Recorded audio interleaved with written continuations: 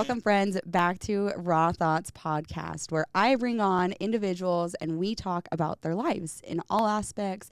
We talk about their journeys, what they're doing, where they are going, and how they got there. I would like to introduce AnaLee with I'm already going to mess it up, AnaLee. I was just talking about that. Empowered. Bold Empowerment. Bold Empowerment. I keep messing it up already because I actually met AnaLee at Empowered Women Connect. And that empowerment is, you know, Hannah is a very empowered woman. You're a very empowered woman. And so sometimes, you know, it gets a little messed up, but that's all right. Totally. No worries. Yeah. So AnaLee, tell us who you are and what you do. Awesome. Well, I'm a women's alignment, life, and business coach. And so that is my specialty. Bold Empowerment is really, it surfaced from one day I had this incredible experience where I realized that there's so much power in the present. And I had this inspirational experience where I was journaling and trying to reflect on what the next steps would be for me. And I got this like download of inspired message that popped into my heart, and it was just be. And that's where my brand really like came from, was the whole idea of be. And so Bold Empowerment is the embodiment of being. Wow. I didn't even know that part. Yeah. And so it's been a really incredible journey for me. I've always, in my whole adult life, I've been an entrepreneur. So I've always had these ambitions in my heart and this drive to achieve and create and really empower and make a difference for people. But I also have 4 young children. So that's a huge part of my identity and who I am. Is I'm now a stay-at-home mom, and my kids are young. They're from 10 years old to 2 years old. My husband and I have been happily married for 13 years, and we just really all about personal growth and leadership development and really being the best versions of ourselves that we can be. But we definitely had this season of our life that was where parenthood was just totally overwhelming. And so that's kind of what was an interesting piece of developing my love for alignment coaching, because the people that have come into my world and that I work with the most now, they're generally really ambitious women who have these goals and visions and dreams on their heart, and they have something that they want to create and achieve and, you know, manifest in their lives, but they also have these roles in their personal life where they really want to feel fulfilled in motherhood and in their relationships and in their personal life and just who they are and how they're going about life. And there's often this pull that happens in your personal life and your ambitions in your personal life and your ambitions in your professional life. They don't always jive really well. No, sometimes there's a lot of friction. There's a lot of butting heads within yourself. Yeah. So I had that same experience in my life where I was an achiever and I wanted to achieve a lot in my professional career. And a lot of times what that meant is that I was working long hours and I was doing a lot of the sacrifice for a season. Yeah. And sacrifice for a season is great, except for my season was never ending. Kind of like this Idaho weather. You're like, what is going on now? We got something else happening. Totally. And so it's so funny because I started to go through my journey in my professional life where I had clarity in my vision and in my dreams and what I was trying to create and accomplish. And I was hustling like crazy with all of my energy and all of my willpower to go after these dreams and these visions. But at the same time, I was feeling totally burnt out in motherhood. It was just hard to navigate having young children, and my husband traveled a lot for work at the time. And this whole idea of balance did not exist. And I started to realize that this period of time, this sacrifice for a season, was really at the detriment of my joy, peace, and fulfillment in my motherhood journey. And in my personal life, I was just so exhausted and so overwhelmed. And that was when I realized, like, there's got to be a better way. We can't continue on this path this way. So you talked about just briefly how you went from, you know, being a career driven person to now being a stay-at-home mom. Was that in the transition you were trying to figure out if you were going to leave your career and be a stay-at-home mom? Was it being a stay-at-home mom and figuring out what you're going to, you know, do instead of just being a mom? Okay, this is actually kind of an interesting story. So when I was on maternity leave with my second child, when I was pregnant with him, that was when I realized that I wanted a career change. I previously had been working in retail management, which was 60+ hour work weeks, every holiday, nights, weekends, all over the clock. And it just was no longer jiving with the schedule of a young family. Yeah. And my husband traveled. And so when I was pregnant with my second child, that's when I realized, like, okay, this schedule thing isn't going to work. So I was looking for a career change because I knew I still wanted to work. I still had my own strengths and purpose that I felt needed to be fulfilled through work. And I was looking for a different work path. And when I was on maternity leave, that's when I started to realize, like, oh, wait, you know, I think I could like this stay-at-home mom thing. Like, I think I could be better at this than I thought I could. And that was when I kind of caught the dream of maybe I do want to be a stay-at-home mom. I always knew that I wanted to, like, have a lot of time freedom to be with my kids and make them the priority. But I also knew that I was called to live out my purpose through work also. Right. But when I was on maternity leave, that's when I had this opportunity to start a business plop in my lap. And I received an email that was like, we created a new mentorship and system to be able to help you to launch this business. And it hit me like a lightning bolt. I knew that was what I was supposed to do. So I dove all in when I was on maternity leave to launch my business. And I achieved like rapid success. Like within my second month, I had generated enough sales to be a leadership position in my business. And that's when I clocked the vision of like, oh my goodness, I could leave my career and have entrepreneurship be my gig. Yeah. And be a stay-at-home mom and create a new work-life balance. So that's what I did. I had the vision to do that. And I shifted into entrepreneurship and being a stay-at-home mom. What year was this? This was 2013. Which is unbelievable because I feel like you were so far ahead of the curve. And I feel like it's becoming more normal for moms to start kind of a side hustle, do this entrepreneurial, exploration while being a mom. And you started that a long time ago. Yeah. And the funny, not so funny thing is that in my head, I thought like, oh, this makes perfect sense. If I quit my career, that's taking 60+ hours of my work week, and then be a stay-at-home mom, I'm going to have so much more time to build my business. But the thing is that when I went home to be a stay-at-home mom of 2 kids under 2, I did not have time. Time did not exist. I actually had way more time as a career woman than I did as a stay-at-home mom. So then there was a whole bunch of navigating, like commitment, still utilizing pockets of time and being the most impactful that you can in the time that you have, and not making excuses.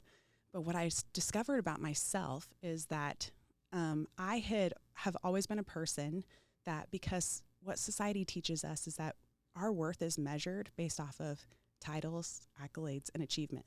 Yeah.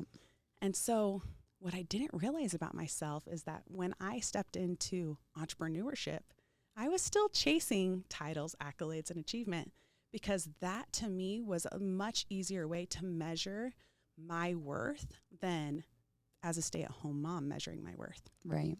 And it was easier for me to create success in my professional life because I had already done it before. I already knew what that looked like. And I had no idea how to create success as a mom. And so my being out of alignment back then was a lot of me realizing that my work in entrepreneurship and in business was covering up my feeling of not enoughness as a mom and a homemaker. So that was like a big light bulb moment for me, and it shifted everything, where all of a sudden I realized where all the burnout was coming from. It was coming from this place of trying to prove myself.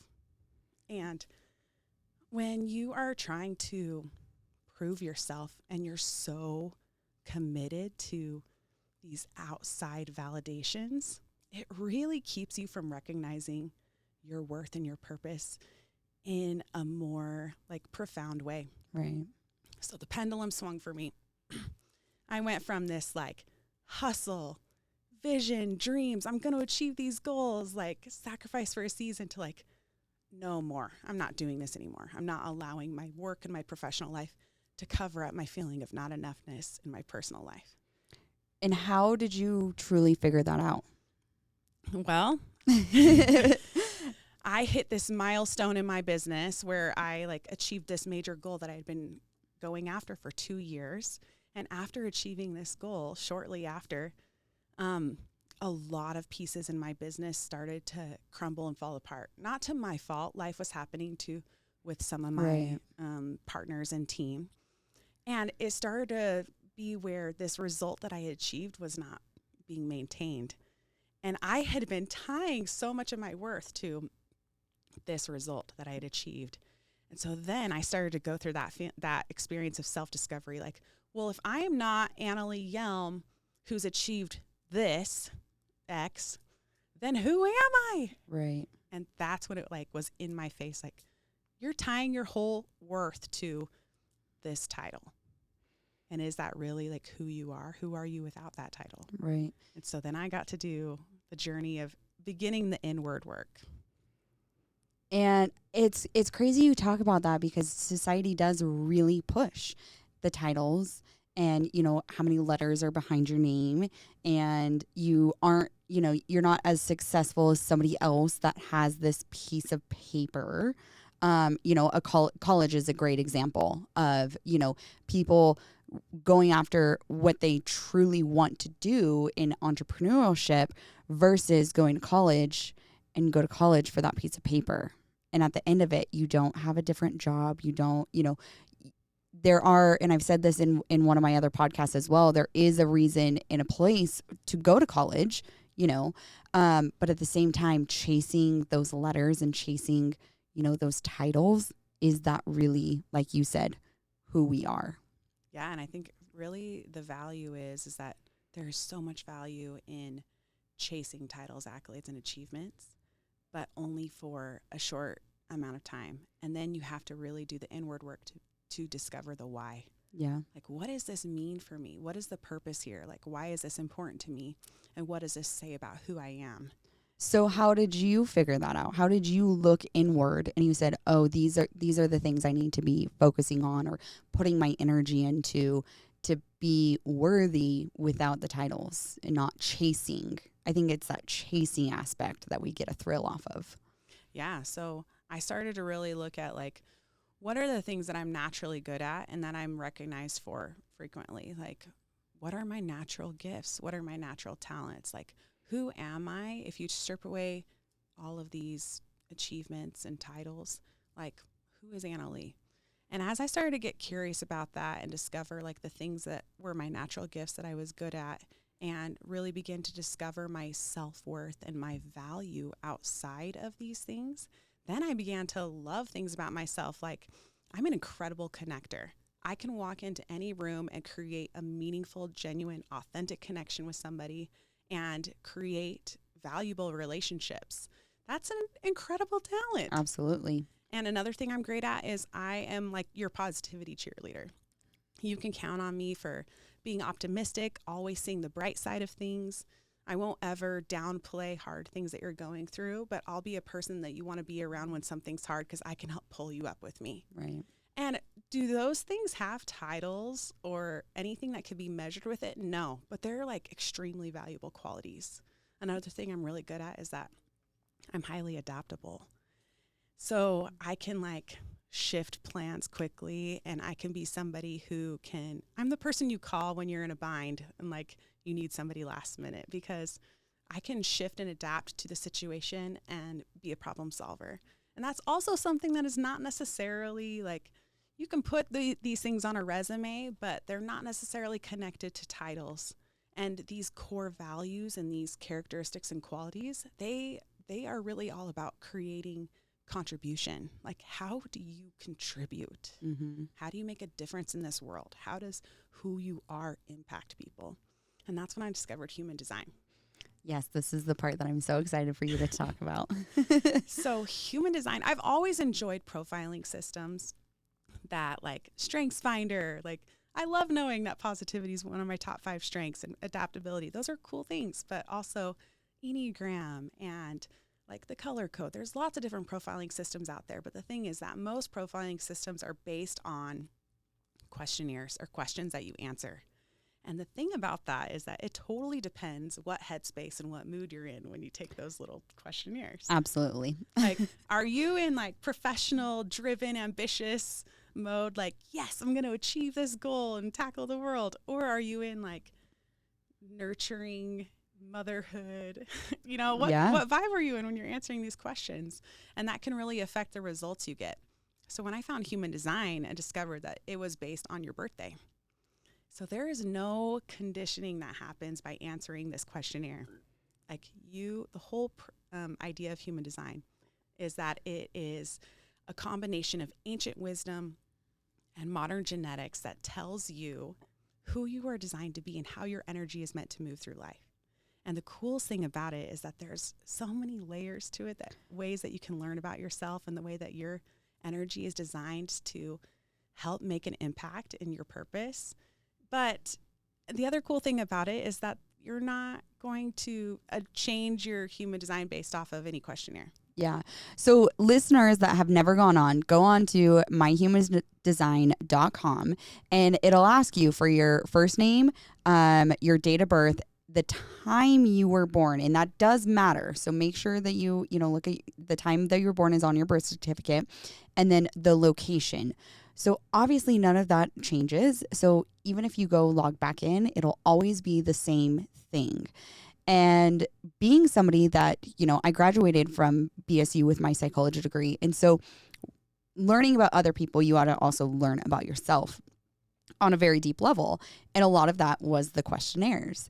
And you do get skewed of, I think I'm like a 6 on this. And then you take it again and you're like a 4. And those are all variables that matter within seeing what the results are.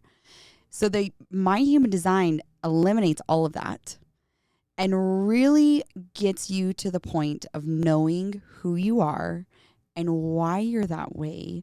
And I have noticed as I start looking into mine, I'm like, oh, that makes sense. That's why I made that choice, or that's why I made, had that perception on something happening. So tell us a little bit more, like dive a little bit more into the actual human design. So I had a friend a few years ago who had gotten into human design. And I was like, what is this? I want to hear more about it. And she's like, well, send me all of your information. I'll pull your chart for you and tell you a little bit about yourself. And as she shared some qualities and characteristics about me according to my human design, I was like jaw dropped on the floor, like, what? This is so accurate. It's incredible. It's incredible. And the thing is that human design is completely based on the idea that all of us have a natural energy about us, the way that we're designed to move through life. And this whole idea of we're here not necessarily to become the best version of ourselves. It's that we were already designed perfectly to be exactly who we're meant to be. And society and our parents and all of our mentors in our life, they have trained us or conditioned us, most of the time with well intentions, but they try to guide us to be a certain person or to be a certain way. And so all of this conditioning can really add up to you sometimes not acting or moving through life in a way that you were designed to. And this conditioning can really interrupt your energy. It can interrupt the way that people are drawn to you, the way that you create and manifest results in your life, the way that you are inspired and the way that you feel emotionally. And so human design is not like become the best version of yourself, because you've already been the best version of yourself before. So it's about peeling back the layers in your life to get reconnected with who you were designed to be and move through life true to that. And you talk about this as well, and you talked about earlier about being aligned. And so when you learn more and more about yourself, you can bring yourself back to that alignment and being like, oh, this is more true to who I am. And you can, you can also act on who you are and more who you are than just, kind of out there, if that makes sense.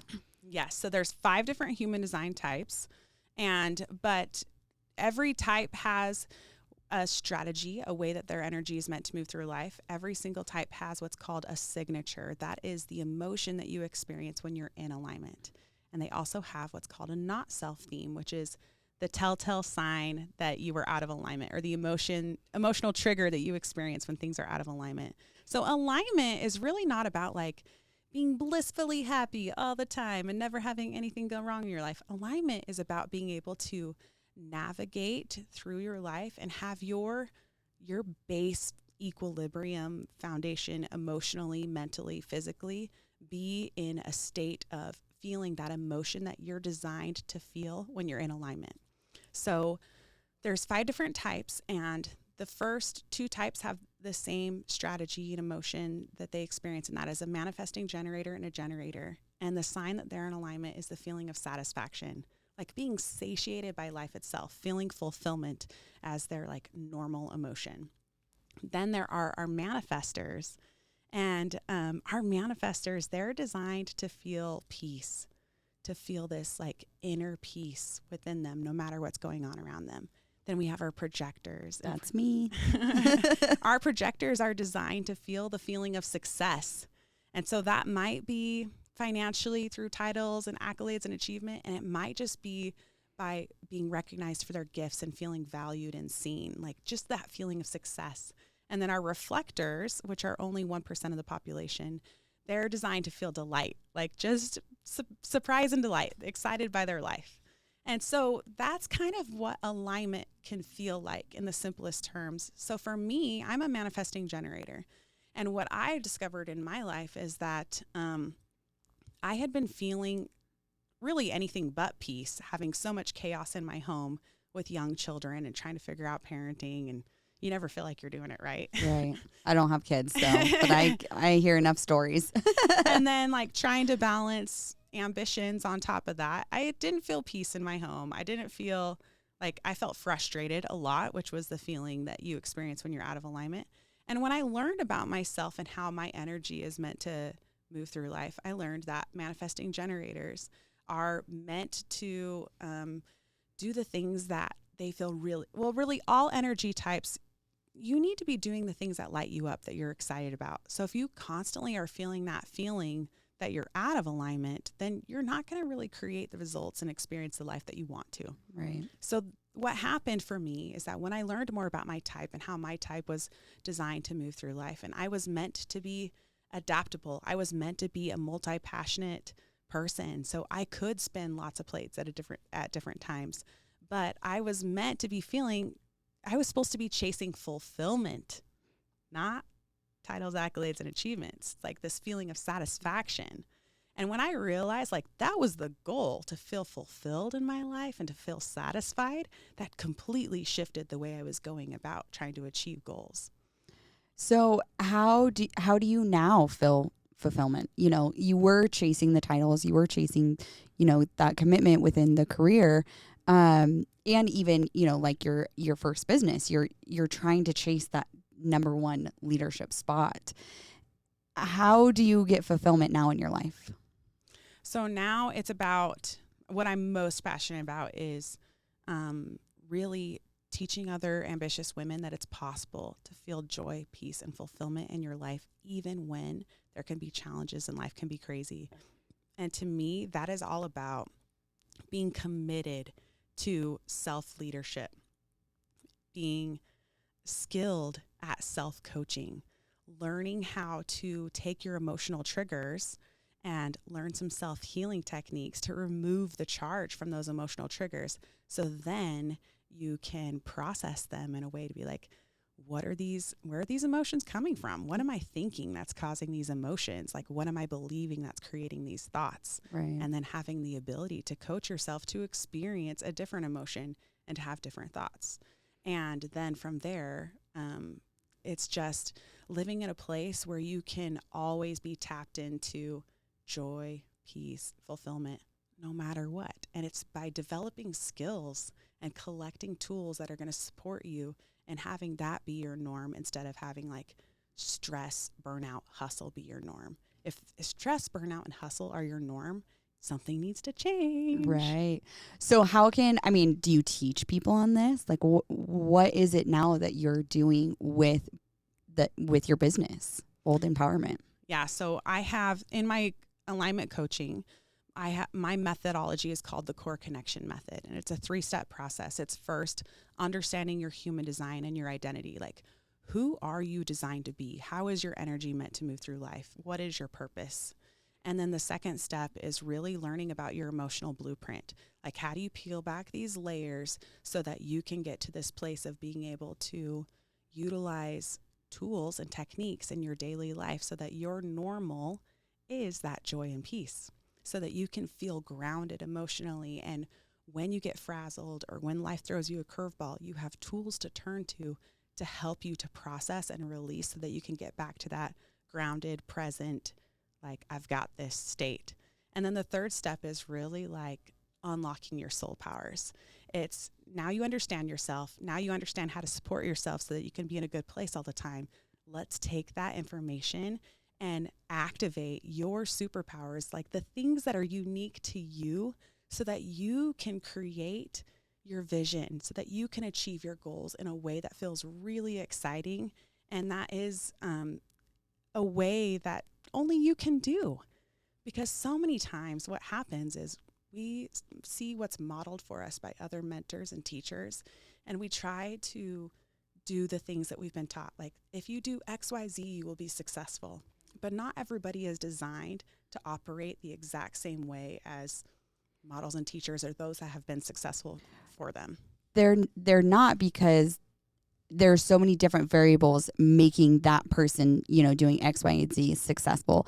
Their environment, you talked about, just kind of childhood and who's sculpting us.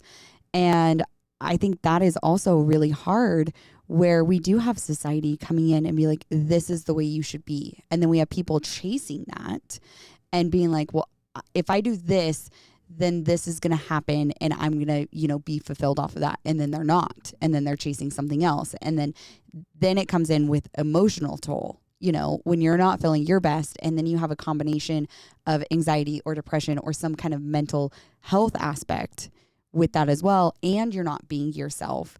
Now you just have everything fighting against you and you're not even trying to. Yeah, totally. I mean, I do believe that success leaves clues. Success leaves clues. So we should be looking to mentors and those that are successful for the clues. But the thing is that each type has a different way that their energy is designed to navigate. So, for example, you're a projector.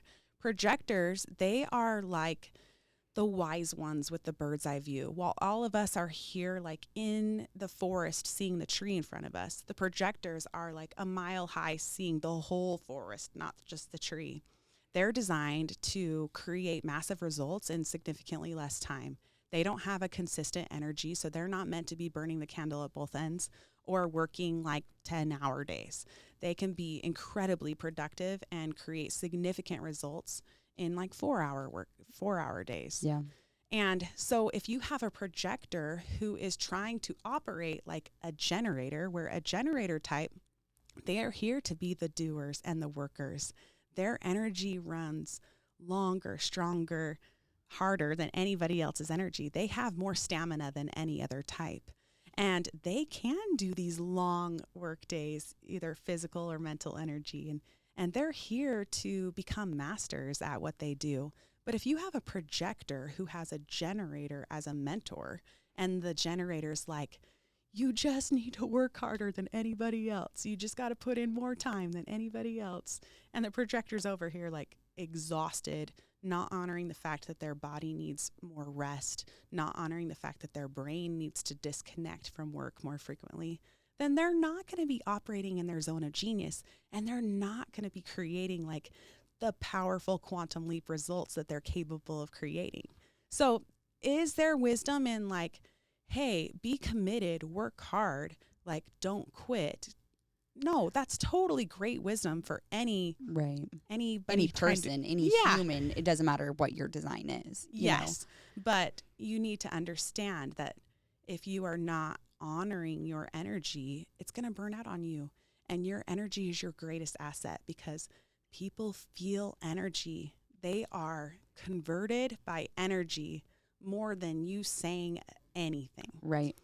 I mean, you walking into the door, I mean, we talk about, the nonverbal cues, and we talk about facial expressions, what people are doing with their hands and their body, but energy is one of those as well. I mean, you feel somebody walk in and you're like, oh, wow, okay, she's in charge right now. Or, the reverse of like, oh, they're very timid.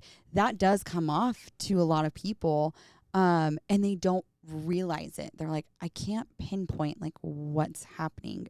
It's probably you're picking up on their energy, or we talk about, wow, they really took my energy down, wow, they really kind of screwed this one over. And it's hard when that's not recognized as much as you see it, because that's what you're around. But just people to recognize what their own energy is and saying, hey, I don't have the energy right now to do this. Or, hey, I have so much energy right now. Like, I am sitting down. This is my 4 hours of work. Like, I'm busting it out because that's what I need to be doing right this second. Mm-hmm. Yeah. So I think just recognizing one of the best things that you can do is first understanding like how your design is meant to move through life. Like, what is your energy? Like, what are the superpowers of your energy? What are some of the things that you need to make a priority for self-care? And, so just to kind of share a little bit more about the other types, I gave some insight about projectors and generators, but the other thing I'll share is that manifesting generators, they're the multi-passionate individuals. They're meant to be doing whatever lights them up. So as soon as they're like not having fun anymore or losing interest, their energy is not that effective in that work. And so it's normal and typical for them to like quickly pivot into something else that would be more exciting, because as long as they're doing what lights them up, their energy is going to be so contagious. They're going to create massive results. So they do need help with making sure that they're not being flaky. That's something that they can be as a negative perception of manifesting generators. But sometimes what they do is really just not designed to make sense to anybody else. They have this incredible ability of pulling together a bunch of different things in a way that nobody else has before to create a new result. Wow. And so if we were as mentors and leaders saying to our manifesting generators, like, stay focused, stay in your lane, don't quit, and they're totally not excited about what they're doing, we're completely missing out on their magnetism and their ability to create something new and incredible that we've never seen before. We're almost limiting them in that aspect, and limiting yourself if you don't quite understand that or how to be the best you. And I mean, I've talked a lot about this too, is like, there is nobody else like you. Like, there's you and your human design, your experiences, all the variables in life, no one else has gone through. Absolutely nobody else has gone through. They may go through similar aspects. And I think this is where my drive for the podcast is to share experiences so that maybe we can pick up on things, a little bit faster than having to go through it. But there is nobody on this earth that's like you. Nobody. And that's what's so fun about human design, is that there are layers and layers and layers. So the other thing that's also good to keep in mind is just because if you meet somebody, I've been in a room before. I host a women's retreat here every year. And my last retreat, I had 3 women in the room that had the exact same like major aspects of our human design profile. So there was 3 of us that were what's called a 6-2 profile with a sacral authority, and we were manifesting generators, which sounds like if you have those 3 main things in common, you would think like, oh, they're all a lot alike. Mm-hmm. But there's so much more depth and layers to human design that actually all 3 of us have very different skill sets and strengths in the way that we like. When you're around us, we're totally different people. Right. Like, we socialize differently. We execute in our businesses differently. And so I just want to give this little disclaimer that if you learn your human design type and then somebody else is the same human design type, and you're like, but I'm not like them, don't worry about it. We're all different. There's a lot of nuance and layers that goes to human design. But I do want to share that the other two types are manifester. Manifestors are here to initiate and create energy. They literally are the initiators. They will get this surge of inspired energy and they'll just be ready to like be in go mode. Their strategy is to inform, to tell people what they're up to and what their game plan is, but they're not here to ask for permission. So that can be really tricky to navigate and to learn, is like when you have this surge of inspired energy, you're meant to like act on it, like go for it. And if you have to stop and explain yourself or ask for permission, that can create a lot of like anger and frustration for you. And that can be annoying to other people when they're constantly asking you to be like, hey, wait, what are you doing? Like allow them to be in their zone of genius, which is initiating and creating energy for the rest of us. And so manifestors, they also, after they have this surge of energy, they have this period where they just need to be able to rest and chill until they get their next surge of energy. So they're not always going to be in inspired action 24/7 like a generator would be. They are meant to like have these like powerful launch of energy, and then it kind of dissipates until the next one comes. Interesting. And then our reflectors, there's only 1% of reflectors. This is a more rare type, but our reflectors, they don't have any of their own energy centers, which is what it's called in human design, that are defined. And so what that means is that they're here to kind of be mirrors for us, where they like take in the energy of all the people and the environment around them and they reflect it back. So they have incredible wisdom to share because they're very observant and they see things in a way that nobody else does. And they are meant to honor their energy, to like go through the entire moon cycle, like the entire month, to have their energy be activated by different things in astrology. So, and just they're very affected by their environment. So if they're in a positive environment around positive people that inspire them and excite them, you're going to see a lot of that reflected back. Incredible wisdom, great energy, like positivity. If they're in an environment that is draining them or negative or just not supporting them in their zone of genius, you're going to see that reflected back. Right. And so their environment is everything when it comes to reflectors. It's very interesting to hear this and you go into depth about all of these things, because looking up human design is not one of those well-known profiles where you can just get online and it's like, yep, this is how you're going to act, or this is what's happening, or this is kind of your strategy. There is a lot of different lines and numbers and, shapes, the best way, your chart that comes up. And you talked about the blueprint within, you helping people. How did you learn all of these aspects, or what the numbers mean, or what the, how to really get them back into alignment off of a chart? So I studied under a mentor and I took several courses. So I studied a course on it for over a year, and then have worked with other coaches and mentors and taken lots of educational programs. So it's a topic to really study, and you can really dive into it. But one of the things that I found is my gift is that I'm really good at taking this complicated subject and breaking it down for people in a way where they know they can learn about themselves, and they can learn immediately what the next steps are to take action to begin to shift into being more in alignment in their life.